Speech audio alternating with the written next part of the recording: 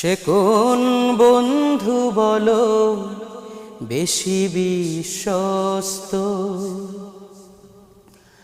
কার কাছে মন খুলে দেয়া যায়, কার কাছে সব কথা বলা যায়, হওয়া যায় বেশি আশ্বস্ত। তার নাম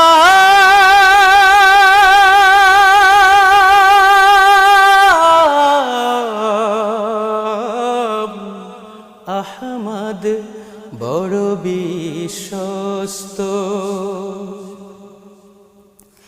যে জন কখনো ব্যথা দিতে জানে না, যে জন কেবলই